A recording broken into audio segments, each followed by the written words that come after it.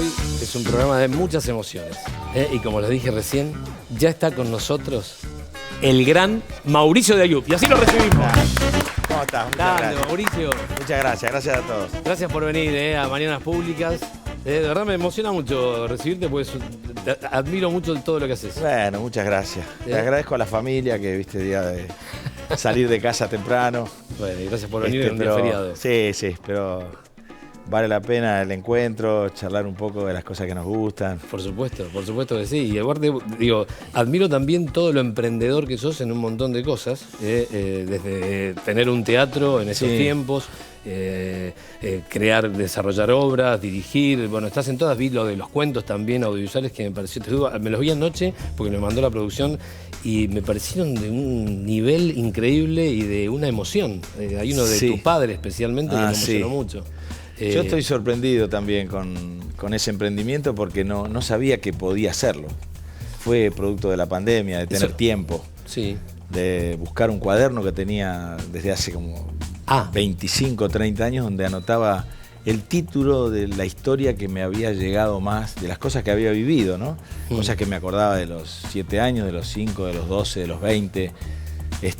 Y son cosas que tal vez nos han pasado a todos.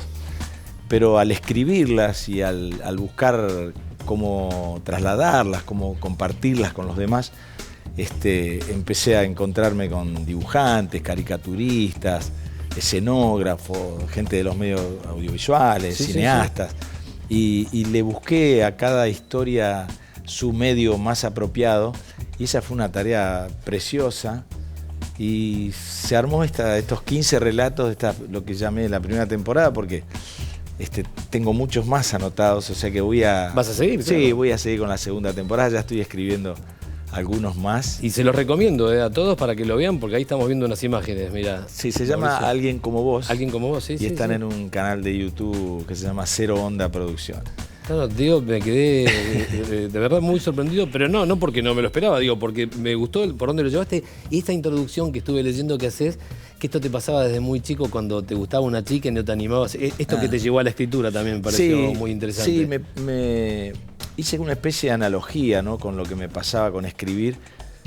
Algo que me pasaba cuando era más chico, cuando me gustaba alguien que me costaba decírselo y lo tenía guardado. Claro. Pero a partir de que me pasaba eso, miraba la vida como desde ese lugar, desde ese enamoramiento, digamos. Y con la escritura me pasa un poco, de no contarlo para que no se pierda, no se me escape. Como me pasaba un poco cuando era chico, cuando no se lo podía decir a esa chica. Y lo manteníamos como en secreto, ella tal vez nunca se enteraba. No importa, pero vos te generaba. Claro, vos lo sentías y te generaba un montón de imágenes y de sensaciones. El de Francisco Javier también es fantástico. Ese es un bombazo. Una historia muy fuerte porque fue algo que intuitivamente hice sin saber que iba a hacer este ciclo después, ¿no? En ese momento sentí que estaba viviendo algo histórico porque Francisco Javier ha sido un gran maestro mío.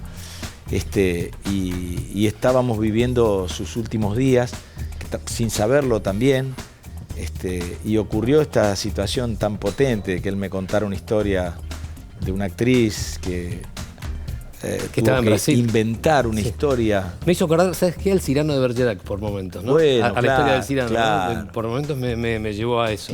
Tiene algo de eso, ¿no? De inventar una realidad para que el otro pueda vivir de inventar una ficción en realidad, ¿no? Para que el otro pueda vivir la realidad que no está soportando o que no puede soportar, que es demasiado. Exactamente. Y eso, digamos, en esta pandemia también, que lo desarrollaste, todo esto que estás contando, lo desarrollaste en pandemia, ¿no? Lo de los cuentos, que de verdad se produjo de una manera seguramente también... todo a distancia. Toda a distancia, exactamente. Pero antes habías vivido una emoción impresionante con todo lo que está pasando con el que viviste y que sigue pasando ahora. Sí. Contanos un poco eso, porque de verdad yo estoy sorprendido. Vi también ese relato que hiciste como... Sucesos argentinos. Está buenísimo. Es buenísimo, de verdad. Todo eso es creatividad tuya. Sí. Que es una manera muy elegante y piola de hacerle marketing a una obra de teatro. Bueno, ¿no? Sí.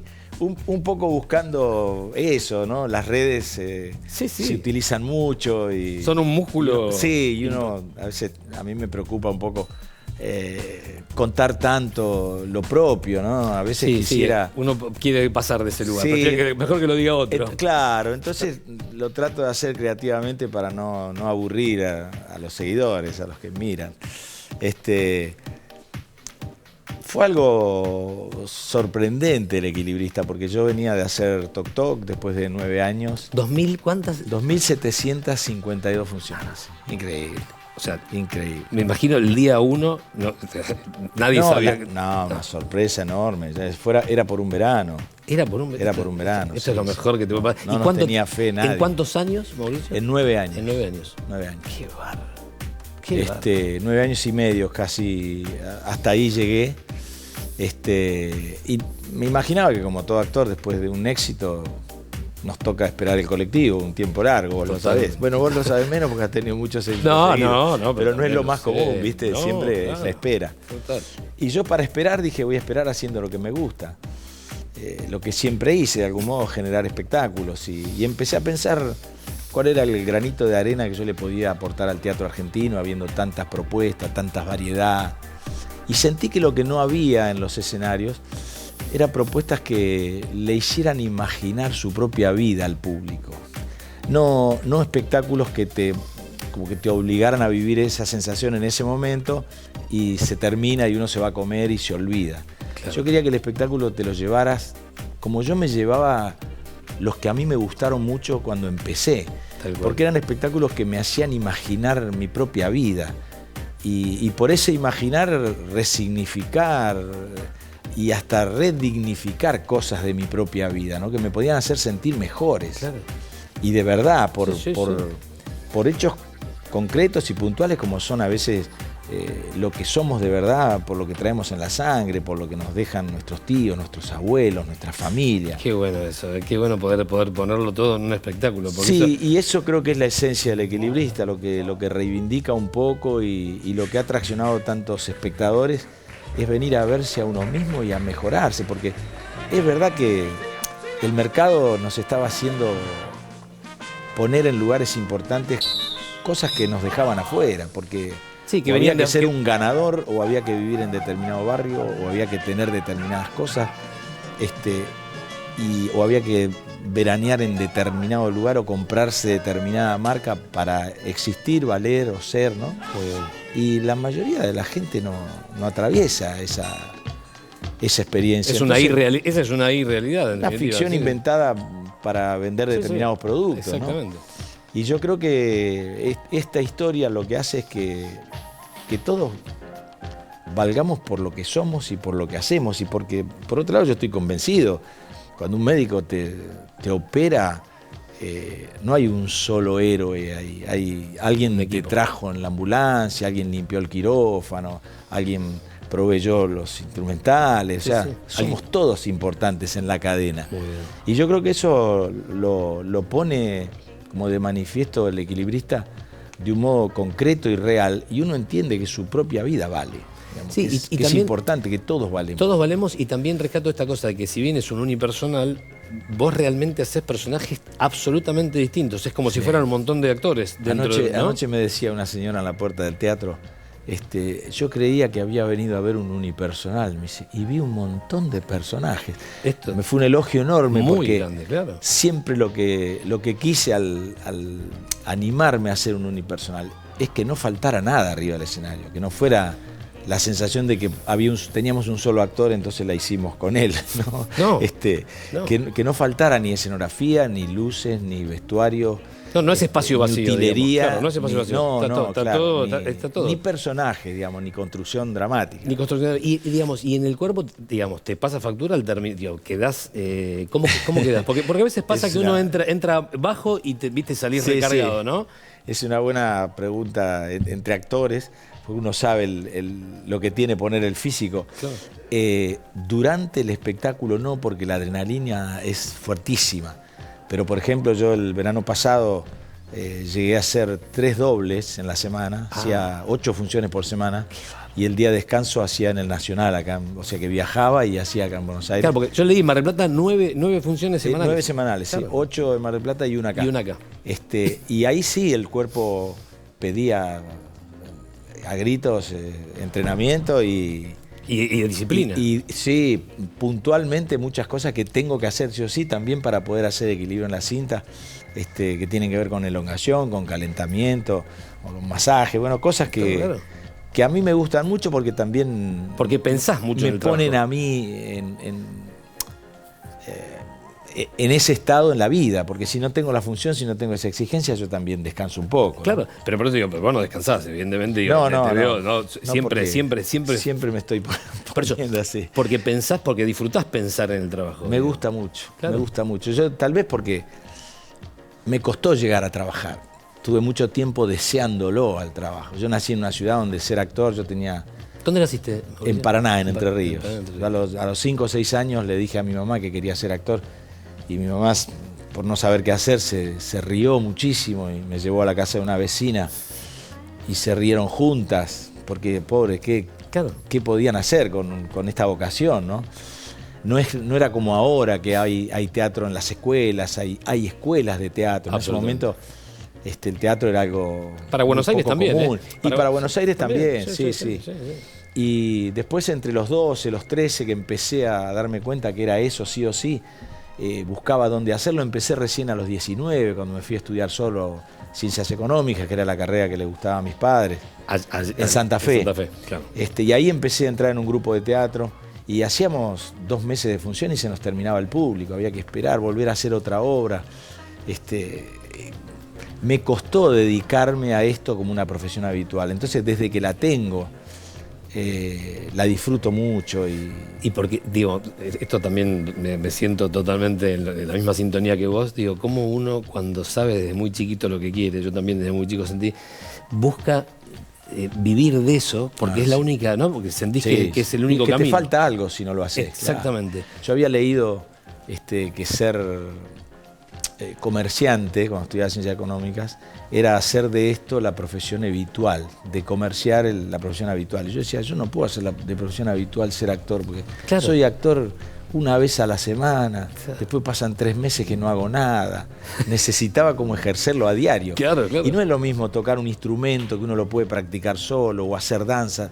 No se puede ser actor solo. Uno necesita, es un arte colectivo. Absolutamente. Necesita un director, un autor, un escenógrafo, un músico, necesita el público. Entonces guionista. Cuesta hacerlo con continuidad. No, tal cual, pero rescato esto de que cuando uno, hay muchas distracciones que uno tiene en el camino, ¿viste? Que se aparecen tentaciones, distracciones y que te quieren, digamos, cambiar el rumbo y rescato esto también de lo que te ha pasado a vos y que me ha pasado a mí, de disfrutar de vivir de lo que nos gusta, que esto no tiene precio.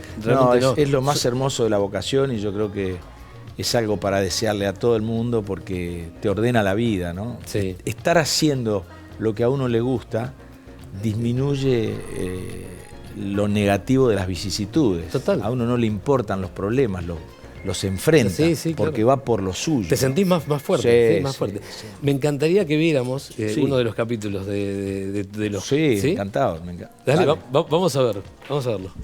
Dormir la siesta siempre fue una obligación imposible de cumplir entre mis hermanos. Éramos 5. Al que le tocaba dormir con mi papá se salvaba, porque podía escaparse. Mi papá dormía como un tronco y no escuchaba el menor ruido. En cambio, con mi madre no había posibilidades de hacerlo. Tenía el sueño muy liviano. Así las cosas, había siempre 4 hermanos asociados en contra de uno, que esperaban que mi papá y el elegido se fueran a la cama para colgarle del lado de afuera del picaporte de la puerta cucharones y cacerolas de metal para que cuando mi papá se durmiera y el elegido intentara escaparse de la siesta, al abrir la puerta, bajando el picaporte, lo sorprendiera el ruido de las ollas estallando en el piso y esa explosión alertara a mi papá para impedir el escape. El impacto de la despertada violenta. Qué bueno. No, este es genial. Y todos estos relatos son de tu vida. Anotaba los títulos porque me habían significado mucho. Sí. Esto era todas las siestas, terminar de almorzar y empezar a mirar a ver a quién nos iba a tocar dormir dónde para ver si nos podíamos escapar o no.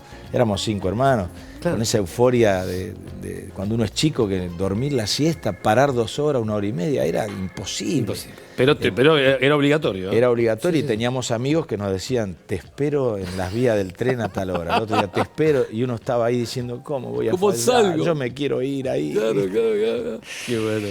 Sí. Mauricio, me encanta. Y la verdad te digo, se los recomiendo a todos porque lo disfruté muchísimo. Anoche me quedé como hasta la 1:30 de la mañana viendo los 15. De verdad te felicito porque Qué maravilla. Es muy emocionante todos, y con un nivel de dibujo, de producción. Sí, eso fue una suerte encontrar gente tan talentosa. Con el primero que intenté ver si podía hacer los relatos fue con Rep. Sí. Con el que hicimos uno de aprender a nadar.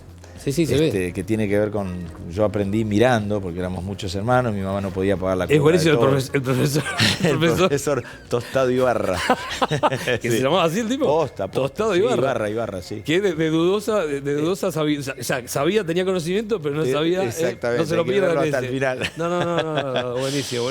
De verdad, eso en realidad es una intuición de chico, porque yo siempre me quedé con esa duda, porque como nunca... Después ahora cuando salió el cuento a la luz, me llamaban muchos amigos del barrio de esa época y me decían, yo también pensaba lo mismo porque nunca lo vi nadar.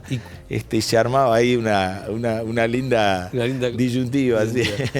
Mauricio, ¿y cómo estás viviendo hoy, digamos, el 24 de marzo?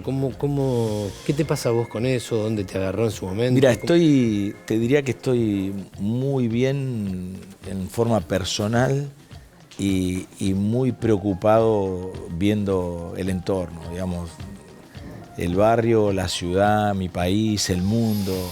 Veo todo lo que pasa y veo una incertidumbre tan grande, un desconocimiento tan grande frente a lo que nos pasa, una vorágine de cambio todo el tiempo, de creer que es mejor esto y es mejor lo otro. Estamos como desorientados frente a lo que pasa, ¿no? Sí. En un mundo difícil, pero creo que la humanidad ya ha pasado este tipo de plagas, supuestamente de complejidades, y tenemos que estar muy atentos, respetarlas. Creo que no hay que vivirla con esa esencia argentina de creernos que podemos con todo, sino usar esa esencia que tenemos como experiencia para poder ser inteligentes y mirarnos colectivamente, ayudarnos entre todos. Y el 24, digo, en función del Día de la Memoria, hoy con muchos recuerdos de lo que significó para mí, también por el desconocimiento que había en mi familia en ese momento y en gran parte de la sociedad. Yo tuve hermanos que tenían 17, 18, 19 y se estaban yendo a otra ciudad a estudiar una carrera universitaria y que se salvaron de milagro porque lo que pasó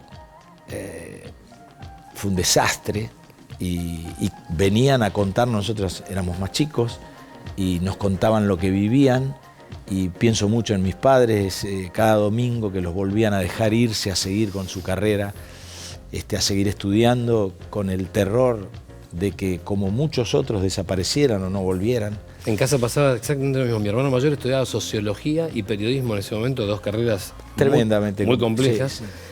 Sí. Mis padres escondiendo libros. Tengo recuerdos de ese momento, de esa incertidumbre, de ese miedo que teníamos y también... Sí. Uno de mis hermanos, viviendo en una pensión, abrieron la puerta y fueron a varios de los cuartos y no entraron al de él, de suerte. Otro de ellos, que estudiaba arquitectura, estaban arriba deteniendo a un compañero. Ellos no estaban ninguno de los dos estaba en política, pero vivían el momento estudiantil, ¿no? Donde algunos sí, otros no. Que inclusive eran convicciones, valores que... Por supuesto. Que son absolutamente lógicos. Y atendieron el portero y dijeron, ¿quién es? Encima de mi hermano, el turco, dijo, ¿no? Que parecía un apodo. Sí. Y, claro, un alias. Traigo los planos, dijo. Y él estudiaba arquitectura. Los planos porque venía a estudiar con un compañero. Claro. Y le abrieron la puerta y no ingresó. No entró porque dudó de las preguntas, de lo que pasaba. O sea, todo así, tremendo. Un poco como le estamos esquivando en este momento al COVID, que es un poco de es un enemigo Este era un enemigo mucho más visible. Sí, pero tremendo, y por eso mucho más certero. Por eso hoy especialmente hicimos un programa también para recordar todo esto yo creo que lo que no tenemos que... Lo que no tiene que entrar en discusión es que somos un país absolutamente atravesado por esto. Total. Si uno va a la costanera y ve ese paredón donde están todos los nombres, uno advierte que no está el tuyo, está de la A hasta la Z. Exacto. Y uno va viendo los apellidos y uno solo no está, pero es parte. Pero digamos, es parte de eso, por supuesto. No podemos soslayarlo. Por eso es importante no olvidarse nunca de esto. Absolutamente. Y recuperar. Me encantaría invitarte que te quedaras un ratito más con nosotros, porque ahora estamos, Mariela ya está con la licenciada Furst y queremos hablar un poco en función de tu espectáculo, del equilibrista, del equilibrio. Okay. Sí, ¿Puede ser? me quedo. Del equilibrio emocional, ¿no? Sí. ¿Te quedás? Sí, me quedo. Marie.